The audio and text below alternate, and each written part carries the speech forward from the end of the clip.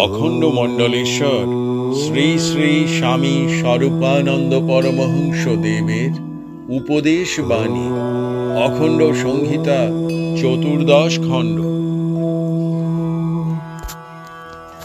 ভগবানকে কি দেখা যায়? অপরাহ্নে শ্রী শ্রী বাবামণি বেড়াইতে বাহির হইলেন। বাজে লোক সঙ্গে আসিতে দিলেন না।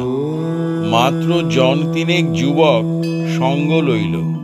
একজন প্রশ্ন করিলেন, ভগবানকে কি দেখা যায়? শ্রী শ্রী বাবামণি বলিলেন, নিশ্চয়ই যায়। এই আমি তোমাকে যেমন দেখছি ঠিক তেমনি পরিষ্কার এবং সুস্পষ্ট দেখা যায়। ভগবান দেখিতে কিরূপ? প্রশ্ন, ভগবান দেখিতে কিরূপ? শ্রী শ্রী বাবামণি, ভগবানের তো নির্দিষ্ট কোনো রূপ নেই। তিনি অনন্ত রূপ, তিনি অপরূপ। তাই এক একজন তাকে এক এক রকম দেখে। তিনি বিশ্বরূপ, অর্থাৎ বিশ্ব হয়েছে অনুরূপ যার। মূল রূপটি হচ্ছে তার, আর বিশ্বের কোটি কোটি সৃষ্টি বৈচিত্র্য সব হচ্ছে তার অনুরূপ। পশ্চাতের রূপ রূপের বিভা মাত্র, রূপের আভাস মাত্র, রূপের কণা মাত্র, রূপের কল্পনা মাত্র, রূপের ছায়া মাত্র, রূপের অংশানুর অংশ মাত্র। বিশ্বকে দেখে বিশ্ব বৈচিত্র্যের মাঝে তার রূপের আভা মাত্র দেখে ভাবুক। প্রেমিক কবি প্রথমে তার রূপ সম্পর্কে একটা অনুমান করে নিয়েছেন এবং সেই অনুমানকেই নিরপেক্ষ প্রমাণের আসনে বসিয়ে অবিরাম সাধন করে করে তার অত্যাশ্চর্য আসল রূপটি দর্শন করেছেন।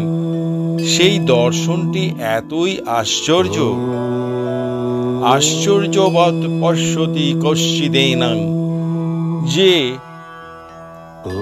পরমাত্ম ধ্যান থেকে বুত্থান লাভ করে সংজ্ঞায় নিম্নভূমিতে নেমে এসে কেউ তার সঠিক বর্ণনা করতে পারেন না।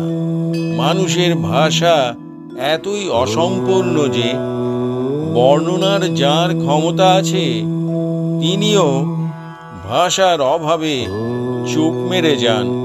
এজন্যই এক একজনের অনুভূতি এক এক ভাবে জগতে প্রচারিত হয়।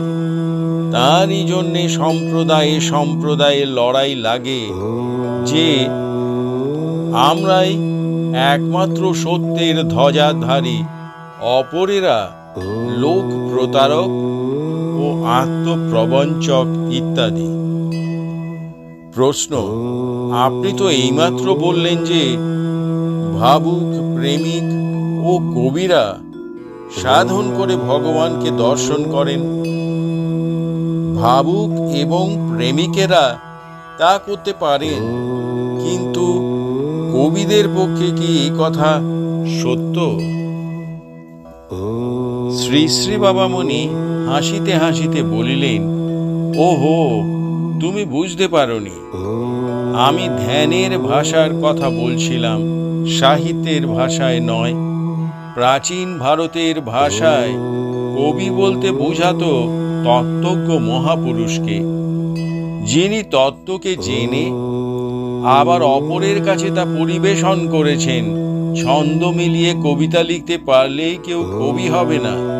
সুখ দুঃখ, সুন্দর অসুন্দর, শুভ অশুভ, ত্রিগুণাধীন ও ত্রিগুণাতীত, ত্রিকালাধীন ও ত্রিকালাতীত, সব কিছুর ভিতরে যিনি একমাত্র পরম সুন্দরকে উদ্ঘাটিত করেন, দর্শন করেন, সকলকে ডেকে এনে দর্শন করাতে চেষ্টা করেন, তিনিই কবি। এই দৃষ্টিতে তোমার সাহিত্য জগতের অনেক মহারথী পদবাচ্য কাব্য রচয়িতারাই কবি নন। ভগবানকে কি রূপে দেখা যায়? প্রশ্ন, ভগবানকে কি রূপে দেখা যায়? শ্রী শ্রী বাবামণি। দেখার পথ অনন্ত, হাজার হাজার পথ আমাদের পূর্বাচার্যেরা আবিষ্কার করে গেছেন। তার যে কোনো পথে চললে ভগবানকে দেখতে পাবে। তবে যে পথটি একবার ধরবে সেই পথটিতে আমৃত্যু একাগ্র নিষ্ঠায় লেগে থাকা চাই। যা একবার ধরেছ তা আর জীবনে ছাড়বে না, এই জেদ নিয়ে পথ চলা চাই। তবে দর্শন ব্যাপারটা কিরকম জানো? গীতার সেই কথাটাই পুনরায় বলতে হচ্ছে। আশ্চর্যবৎ পশ্যতি কশ্চিদেনাং। ভগবানকে দেখে দর্শক বিস্ময়ে একেবারে অভিভূত হয়ে যায়। এই হলো প্রথম ব্যাখ্যা। তাকে দেখে এক অতি বিস্ময়জনক বস্তু দর্শন হলো বলে দর্শক অনুভব করেন। এই হলো দ্বিতীয় ব্যাখ্যা। তাকে দেখতে থাকা একটা অতীব আশ্চর্য ব্যাপার। এই হলো তৃতীয় ব্যাখ্যা। তাকে দর্শন করার কৌশলটি অতীব আশ্চর্য। এই হলো চতুর্থ ব্যাখ্যা। দেখবার কালে কেমন করে যে দেখা হয়ে গেল, এই ব্যাপারটা এতই আশ্চর্য যে কেউ আর সেই বিষয়ে কোনো বিবরণী প্রদান করেননি। প্রদান যে করেননি সে কি ইচ্ছে করে? তা নয়, সেই বিবরণ প্রদানের কারো ক্ষমতাই হয়নি বলে কি আর বলা চলে আশ্চর্যবৎ? তোমায় আমি কেমন করে দেখেছি হরি, মুখের ভাষায় কেমন করে প্রকাশ করি। কেড়ে নিয়ে সকল ভাষা, হৃদয় শতদলে আসা। লুকোচুরির নাই তুলনা, আমরি মরি। কেমন করে এলে আর কখন এলে? চিত্ত জোড়া জমাট বাঁধা আধার ঠেলে। দেখেছেনু সবই সঠিক, কিন্তু এখন নাই কিছু ঠিক। দেখেও দেখা হলো না সব, গেছি পাশরি। প্রশ্ন: মানুষের ক্ষুদ্র বুদ্ধি, ক্ষুদ্র মন, ক্ষুদ্র মস্তিষ্ক, তার পক্ষে কি ভগবৎ দর্শন সম্ভব? শ্রী শ্রী বাবামণি বলিলেন, কেন সম্ভব হবে না? ওই দেখো, অনন্ত আকাশ দিক বিদিকে পরিব্যাপ্ত রয়েছে। বিশাল বিশাল মেঘখণ্ড কত বৈচিত্র্যে ঘুরে বেড়াচ্ছে। একটু পরেই সন্ধ্যা সমাগমে কোটি কোটি উজ্জ্বল নক্ষত্রের আলোক ওতে পরিদৃশ্যমান হবে। কোন কোন নক্ষত্রের হয়তো 10, 20, 25 লক্ষ বা কোটি মাইল পরিমিত ব্যাস। এত বিরাট, এত বিশাল কোটি কোটি নক্ষত্র ওই আকাশে ভ্রমণ করে বেড়াচ্ছে, তবু আকাশে স্থানের অভাব হচ্ছে না। কিন্তু তোমার পকেট আয়নাখানা বের করো, আকাশের দিকে তাকে ফেরাও, দেখবে তোমার দর্পণ যদি হয় অমলিন, তবে তাতে বিশাল নভমণ্ডলের প্রতিচ্ছবি ফুটে উঠবে। ভগবানই তোমার ক্ষুদ্র বুদ্ধি, ক্ষুদ্র মন ও ক্ষুদ্র মস্তিষ্ককে সৃষ্টি করেছেন। তিনি তারই শক্তির প্রতিছায়ায় তোমাকে শক্তি দিয়েছেন, সাধন করে তোমার ক্ষুদ্রতর শক্তি যাতে বৃহত্তর হতে পারে এবং পরিশেষে তার অসীম অনন্ত অফুরন্ত শক্তির সাথে একত্ব লাভ করতে পারে, এই ব্যবস্থা তিনিই করে রেখেছেন।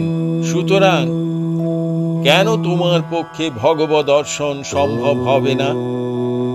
প্রশ্ন: ভগবৎ দর্শনের সময়ে সাধকের অনুভূতিটি কি? তার সঙ্গে নিজের একত্ব বোধ না পৃথকত্ব বোধ?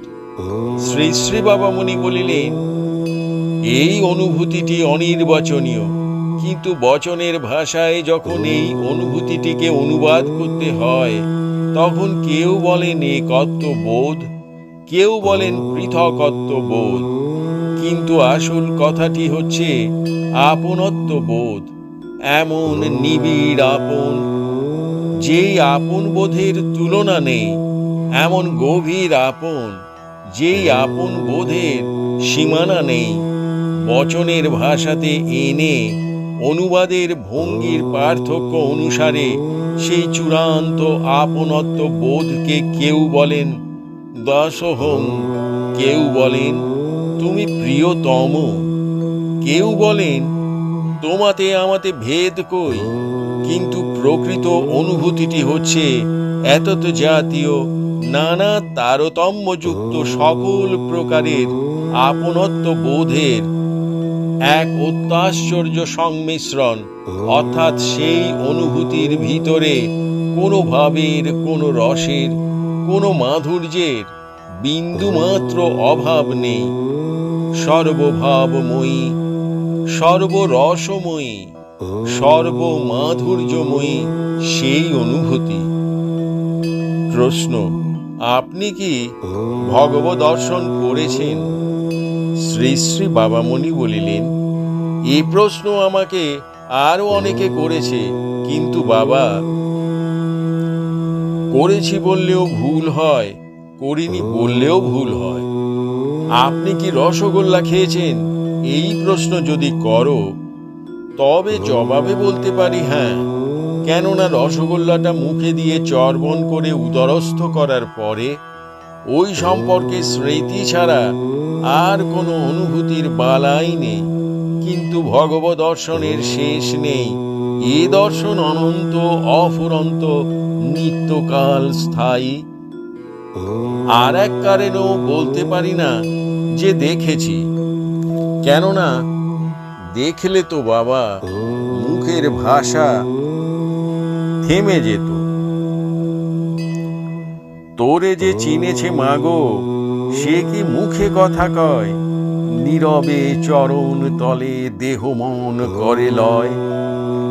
ভোলে জগতের ভাষা, ভোলে নাম যশ আশা। তোর স্নেহ ভালোবাসা রহে তার প্রাণময়। শতমুখ কলরব, তার থেমে যায় সব। করে না জ্ঞান গরব, চাহে না মান বিভব। জীবন আহুতি দিয়া গোপনে সজাগ রয়। জানে না সে তোরে ছাড়া, কাঁদে হাসে তোরই তরে। প্রেমের প্রতিমা তোর শতবার বুকে ধরে। তোর লাগে মরে বাঁচে, ভুলি শোক দুঃখ ভয়। কথা যখন বলছি তখন তাকে দেখেছি, এ কথা বলবো বাছা কেমন করে? কিন্তু ওই দেখো একখানা সাইকেল চড়ে একটি লোক যাচ্ছে না?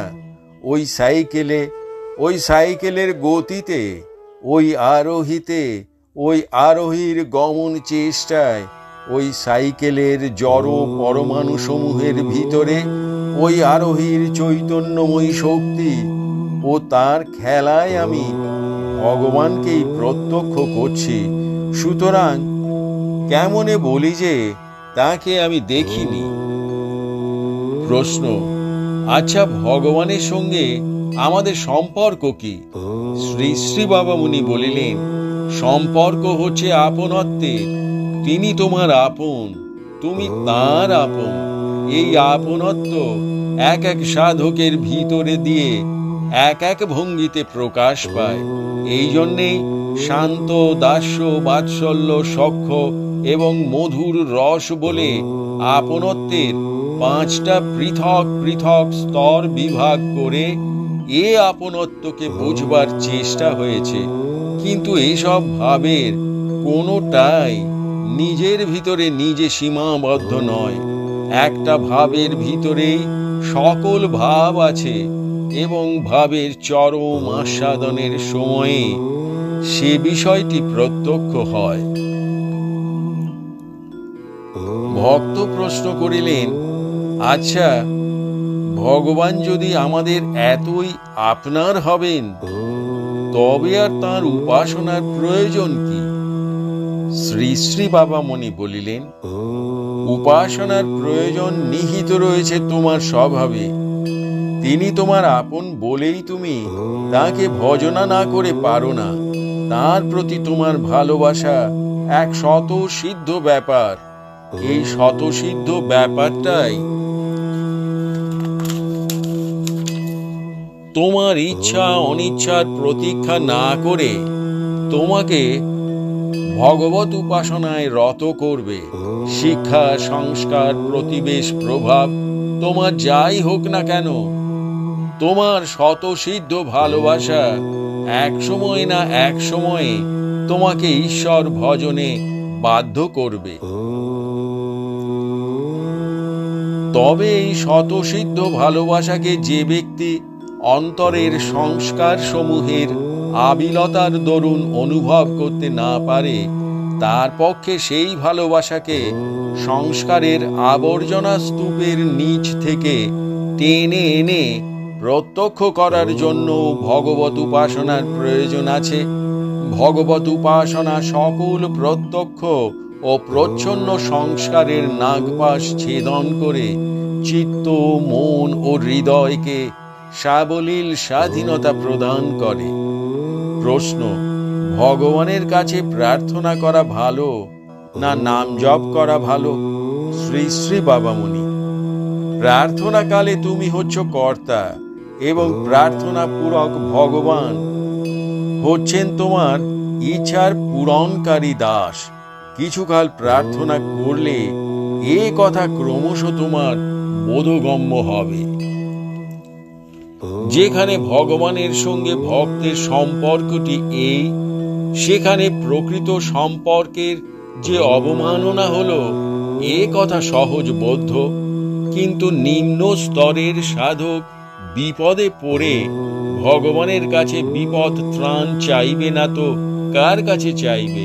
ঠেকায় পড়লে যেই ব্যক্তি গ্রাম্য চৌকিদার বা জমিদারের গোমস্তার অনুগ্রহ ভিক্ষা করতে কুণ্ঠিত হয় না, সেই ব্যক্তি ঠেকায় পড়লে সর্বশক্তিমান ভগবানের সাহায্য কেন চাইবেন না? চাইলে কোনো দোষ নেই, তবে প্রার্থনার এই স্তরটি খুবই নিম্ন। ব্যক্তিগত ক্ষুদ্র সুখ প্রার্থনা ছেড়ে জগতের কুশল এবং নিজের আধ্যাত্মিক উন্নতি প্রার্থনা হচ্ছে শ্রেষ্ঠ স্তর। আমার চরিত্র নির্মল করো, আমার আত্মসুখ কামনা কমাও, আমার মনকে পরার্থমুখ করো, আমাকে তোমার সেবক করো, তোমার সাধনায় আমাকে রুচি দাও। এসব প্রার্থনা সাত্ত্বিক। এসব প্রার্থনা কালে নিজেকে আদেশ দাতা প্রভু এবং ভগবানকে আদেশ পালক ভৃত্য বলে মনে হয় না। মনে হয় তিনি সর্বশক্তিমান, বাঞ্ছা কল্পতরু পরম প্রভু। আমি কৃপা ভিখারি হয়ে তার দুয়ারে এসে দাঁড়িয়েছি এক কণা ভক্তিধনের লোভে। তিনি দয়াল, তিনি নিশ্চয়ই আমার প্রার্থনা পূরণ করে আমার জন্ম জন্মান্তরের কাতরতা বিদূরণ করবেন। কিন্তু নাম জপের মধ্যে সাত্ত্বিক বা অসাত্ত্বিক কোনো প্রকার প্রার্থনারই সংস্রব মাত্র নেই। নাম জপ হচ্ছে প্রকৃত প্রস্তাবে বারংবার তাঁকে স্মরণ করতে করতে যদি বিপদ ত্রাণ ঘটে ভালো কথা, যদি ভক্তি প্রেম বর্ধিত হয় ভালো কথা। জাপকের আদর্শ মনোভাবটি হচ্ছে এই। অবশ্য নামের বলে বিপদ ত্রাণ তো অবশ্যম্ভাবী। নীচতা, হীনতা, কদর্য অভিলাষ, স্বার্থপরতা, বহির্মুখতা, দুর্বলতা, পাপাসক্তি, অনার্য রুচি প্রভৃতি দূর হয়ে গিয়ে আপনা আপনি প্রেম ভক্তির উদয়ও নাম জপের ফলে অনিবার্য। সুতরাং যদি পরিপূর্ণ নির্ভরের ভাব নিয়ে অবিরাম নাম জপ করে যেতে পারো, তবে সেইটি নিশ্চিতই প্রার্থনার চেয়ে শ্রেষ্ঠ। প্রশ্ন: জপকালে যাতে নির্ভরের ভাবটা খুব বর্ধিত হতে পারে তার সদুপায় কি? শ্রী শ্রী বাবামণি অনুক্ষণ মনে মনে আলোচনা করবে। ভগবান মঙ্গলময়, তিনি সর্বজীবের সর্বকুশল অনায়াসে সম্পাদন করতে পারেন এবং করে যাচ্ছেন। তোমার অন্তরের সব কথা তিনি জানেন এবং ভিতরের বা বাইরের সব অভাব ও অসম্পূর্ণতা তিনি পূরণ করে দিতে পারেন এবং দেবেন। যে ছেলে মায়ের কাছে ক্ষুধার কথা মুখ ফুটে বলে না, তার খাবারটি মা যেমন নিজের গরজেই ঠিক সময় মতো এনে হাজির করেন, ভগবানও ঠিক তেমনি। যোগক্ষেমং বহাম্যহম। তবে জাগতিক মাতার সঙ্গে ভগবানের পার্থক্য এই যে তিনি ভবিষ্যৎও জানেন এবং অনন্ত ভবিষ্যৎ জুড়ে যাতে কুশল হয় সেইভাবে তোমাকে কুশল বিতরণ করেন। বিচার প্রণালীকে এইভাবে অবিরাম পরিচালিত করে করে নির্ভরের ভাবকে আয়ত্ত করতে চেষ্টা করবে। তাতে নির্ভর ছেড়ে 100 বার নাম জপ করলে যা হয়, তাতে নির্ভর নিয়ে 1টি বার নাম জপ করলে তার চেয়ে বেশি লাভ হয়। প্রশ্ন: এতেও যদি নির্ভর না আসে? শ্রী শ্রী বাবামণি বলিলেন, তাহলেও ঘাবড়াবার দরকার নেই। অবিরাম নাম করে যাও। নাম করতে করতে অনির্ভর দূরে যাবে। নাম করতে করতে নির্ভরের উদয় হবে। প্রশ্ন: ভগবৎ সাধনে গুরুর প্রয়োজন আছে কি? শ্রী শ্রী বাবামণি: আচ্ছা বাবা, যে মানুষটি সর্বপ্রথম এই জগতে এলেন, তার কে ছিলেন গুরু? আবার আমি যে ক খ গ ঘ শিখেছি, এ কি গুরুর সাহায্য ছাড়া সম্ভব হয়েছে? যিনি নিজের ভিতরেই সদ্গুরুর সাক্ষাৎকার পেয়েছেন, তার গুরুর প্রয়োজন হয় না। যিনি তা পাননি, তার প্রয়োজন হয়। একটা নির্দিষ্ট নিয়মের বন্ধনে জগতের সকল জীবকে নিয়ে ফেলতে পারা যায় না। প্রশ্ন: যাদের গুরুর প্রয়োজন, তারা গুরু চিনবেন কি করে? শ্রী শ্রী বাবামণি: গুরু চেনা বড়ই কঠিন। গুরু যদি দয়া করে চেনা দেন, তবেই চেনা যায়। অনেক অজ্ঞান ব্যক্তি 10-20 বছর গুরু সঙ্গ করেও গুরু চিনতে পারেন না। গুরুর অহেতুকী করুণার কণামাত্র উপলব্ধি না করে অকারণে গুরুদ্রোহী হয়। ব্যক্তিত্ব বুদ্ধির প্রখরতা না কমতে কারো পক্ষে গুরু চেনা কঠিন। কঠিন কেন? সম্পূর্ণ অসম্ভব। আত্মসমর্পণের বৃত্তি জাগলে গুরু চেনা যায়। হরি ওম।